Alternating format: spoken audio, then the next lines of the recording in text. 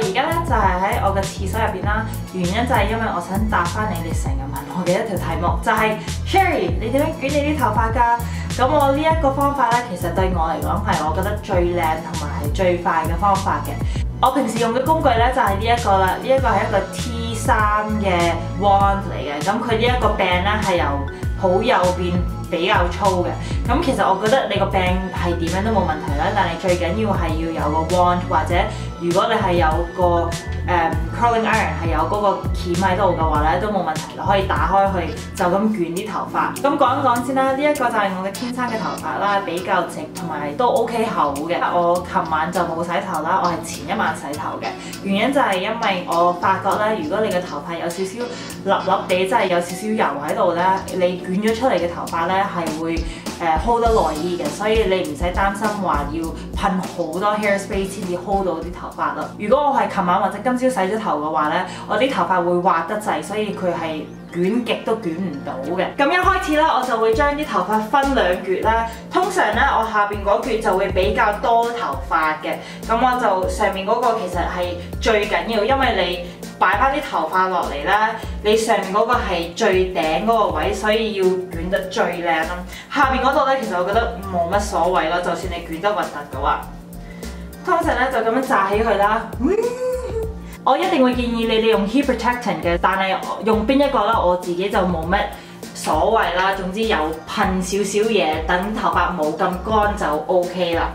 咁我就攞把梳我通常咧係乜嘢都會噴嘅，咁噴幾下呢度，噴幾下嗰度，跟住梳翻佢。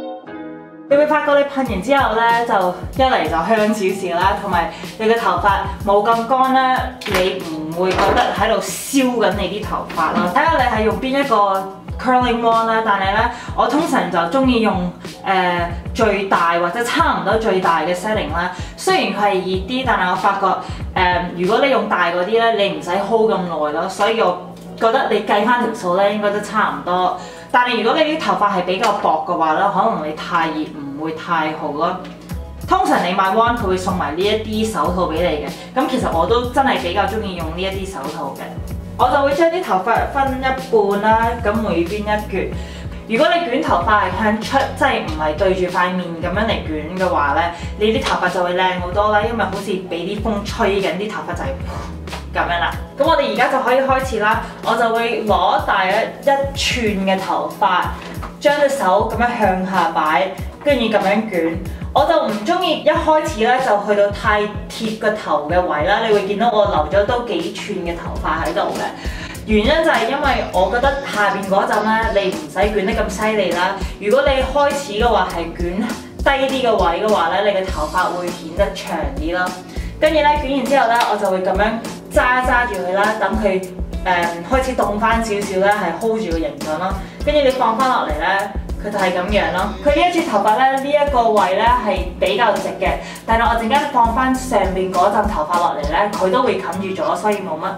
真係冇乜問題咯，跟住之後嗰幾撮頭髮咧都係一樣咁樣捲啦。咁我想講翻我上一條片咧，到個尾嗰度咧，我有教你哋點樣去 check 下你啲化妝品或者護膚品過咗期未啦。上次用嗰個網址咧係非常之好嘅，我想示範下俾你哋睇。如果你哋想 check 啲化妝品可以點樣 check 啦？咁如果你望個底嘅話咧，你會見到一係佢就有 expiry date 啦，通常係幾多月，跟住幾多年會過期啦。如果佢冇嗰個嘅話咧，佢一係會寫 LOT，跟住有幾個號碼喺度，或者佢係連 LOT 都唔會寫，就咁擺幾個號碼喺度啦。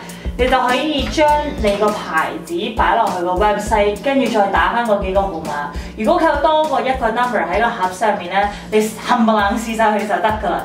跟住咧，大部分嘅產品其實佢哋都有喺度嘅，所以我覺得呢一個網址係好好咯。啱啱就捲完一邊啦。如果你個 curling iron 其實有手套跟嘅話咧，我自己本身真係會用手套嘅，因為咧，就算你捲過好多次頭髮咧，你一定都會唔覺意。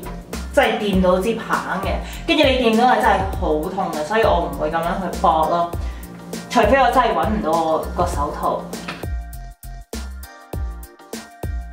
捲完第一浸咧，就可以放第二浸頭髮落嚟啦。跟住咧，好似啱啱咁樣，都係噴翻少少呢一個 heat protectant 喺度。跟住咧就可以繼續捲啦。其實我自己都比較中意捲頭髮嘅，因為咧嗰啲捲完頭髮咧，個頭好似冇咁塌，冇咁扁啦。我上面嗰陣咧都係用翻差唔多大約1寸嘅頭髮啦。其實我好中意咁樣捲頭髮嘅，因為咧我發覺如果我今晚唔洗頭嘅話咧，跟住聽日起身嗰陣時咧，我因為瞓覺會咁樣紮住佢咧，嗰啲捲出嚟嗰啲頭髮咧係真係好靚，因為佢扁咗少少咧，會好似好自然，好似你啱啱起身個頭髮就已經係咁樣啦。咁通常咧，我捲完頭髮係之後嗰一日咧係會更多人去話啊 Sherry 你嘅頭髮好靚啊，跟住我就話啊係，我琴日冇洗頭。其實我捲完頭髮咧，我就唔會噴 hairspray 嘅，因為我中意佢即係隔咗幾個鐘頭後咧會扁少少咯。其實最緊要嘅部分咧就係喺塊面附近啦。通常咧就會好似啱啱咁樣捲啦，但係你要比較小心，因為咧我會慢慢咁樣放鬆。如果你想嘅話咧，你就可以將上面嗰一浸咧反過嚟呢度，跟住將啲頭髮噴少少 hairspray， 跟住去 tease 你啲頭髮，等佢呢一度拱少少啦。但係我比較中意呢一個自然嘅 look。跟住咧，我通常咧就會將啲頭髮咁樣望下，睇下我有冇啲直頭髮係唔記得咗去捲啦。跟住如果冇嘅話咧，我就會咁樣出街啦。咁啊，通常咧就會中意擺少少喺個耳後邊，跟住有啲好攣咧就擺翻喺後邊啦。跟住就咁樣咯。呢一個就係捲完頭髮嘅 look 啦，咁你會見到佢咧係比較有少少彈性啦，咁所以我就唔中意搽 hairspray 嘅。咁今日就講到呢度啦，咁我而家咧就出去咖啡嗰度做少少嘢同埋剪下片，下一次先再同你哋傾偈啦，拜拜。